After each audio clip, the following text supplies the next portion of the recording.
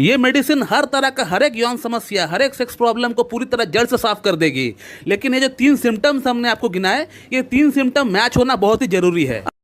Sex problem के लिए homeopathic medicine selenium metallicum को इस्तेमाल करने का सही तरीका क्या है, आज हम लोग इस वीडियो में ये बात करने वाले हैं। दोस्तों, जैसे कि आपको पता है कि होम्योपैथी में एक डिजीज के लिए, एक रोग के लिए अनेक मेडिसिन अवेलेबल होती है, जो कि उस रोग का अलग अलग सिम्टम्स के अकॉर्डिंग, अलग अलग प्रेजेंटेशन के अकॉर्डिंग काम करती है। ठीक उसी प्रकार से सिलेनियम जो होम्योपैथिक मेडिसिन है, ये भी खास तौर पर पुरुषों की जो सेक्स प्रॉब्लम होती है, पुरुषों की जो इरेक्टाइल डिस्फंक्शन की प्रॉब्लम होती है, प्रीमैच्योर इजैकुलेशन की जो प्रॉब्लम होती है, नाइटफॉल की प्रॉब्लम होती है, स्पर्मेटरी यानी धात की जो प्रॉब्लम होती है, ये इसमें बहुत ही बढ़िया काम करती है। अब सिलेनियम को सेक्स प्रॉब्लम के लिए कैसे इस्तेमाल करना चाहिए, इस टॉपिक का ऊपर आने से पहले आपको यह समझना पड़ेगा कि सिलेनियम किसको फायदा करने वाली है। ये मेडिसिन अकेला सबका सेक्स प्रॉब्लम ठीक कर देगी ऐसा तो नहीं है।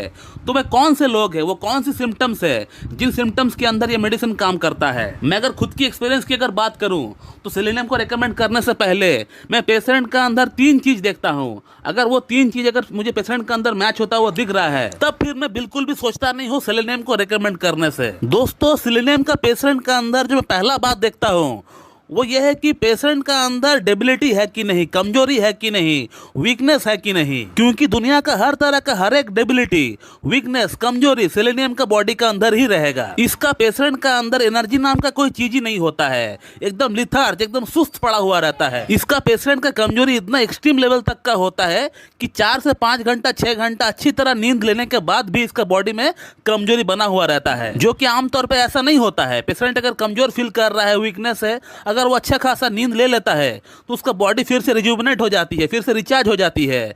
लेकिन इसका केस में ऐसा नहीं होता है। तो मैं केस टेकिंग के दौरान हमेशा ये चीज पूछता हूं कि पेशेंट का बॉडी का अंदर कमजोरी है कि नहीं, वीकनेस है कि नहीं। अगर मुझे वीकनेस अगर दिखता है तो मैं एक बार बिल्कुल सिलेनियम के बारे में सोचता हूं। अगर आगे का सिम्टम्स मैच करता है तो सिलेनियम में रिकमेंड भी करता हूं। अगला जो सिम्टम है, ये बहुत बड़ा सिम्टम होता है सिलेनियम को रिकमेंड करने के लिए, लेकिन उसके लिए हमें थोड़ा ऑब्जर्व करना पड़ता है। पेशेंट को थोड़ा देखना पड़ता है, फिजिकली उसको अपीयरेंस कैसा है, इसका ऊपर जो है गौर फरमाना पड़ता है। सिलेनियम का पेशेंट अपना उम्र से थोड़ा ज़्यादा बूढ़ा दिखता है।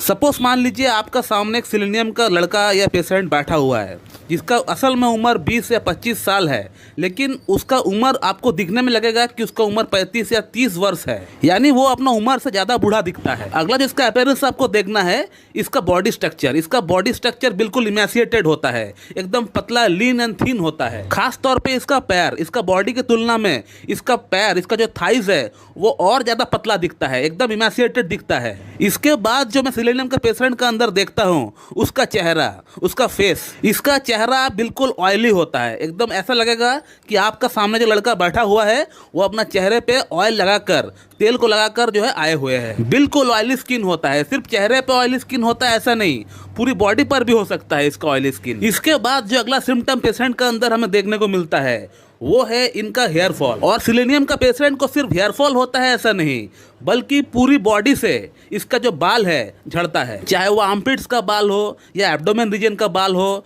या आपका आईब्रोज हो, हर जगह से इसका पेशेंट का बाल झड़ता है। तो सिलेनियम का पेशेंट का अंदर जो अपीयरेंस को लेकर हमने 2-3 बातें की है, ये बहुत ही प्रोमिनेंट है। इसे आप बिल्कुल देख सकते हैं अपना अंदर है या नहीं। थर्ड जो सिम्टम मैं पेशेंट का अंदर देखता हूँ वो ये है कि इसका पेशेंट को स्पर्मेटोरिया यानी धात की शिकायत होगी, नाइटफॉल की शिकायत होगी। इसका प्रोस्टेटिक फ्लूइड हमेशा निकलता है। अगर टॉयलेट करने के लिए जाते हैं उसके बाद निकलता है, अगर लैट्रिन करने के लिए जाते हैं थोड़ा जोर लगाते हैं उसके बाद निकलता है, या अगर कोई औरत को देखता है या फिर कोई औरत से बात करता है तो फिर उसका वहां से चिपचिपा सा पानी जैसा निकलता है। तो धात की शिकायत और नाइटफॉल की शिकायत इसका अंदर बहुत ज्यादा होता है। अब यहाँ पर हमें सिलेनियम और एसिड फॉस जो मेडिसिन है, दोनों मेडिसिन से हमें डिफरेंशिएट करना पड़ता है, क्योंकि दोनों ही मेडिसिन का जो लक्षण होता है वो काफी एक समान दिखता है। तो सिलेनियम और एसिड फॉस को डिफरेंशिएट करने के कई सारे पॉइंट होता है, लेकिन मैं जो पॉइंट देखता हूँ वो ये है कि सिलेनियम का जो पेशेंट है इसको गर्मी बर्दाश्त नहीं होता है, बिल्कुल गर्मी बर्दाश्त नहीं होता है। उसी जगह पे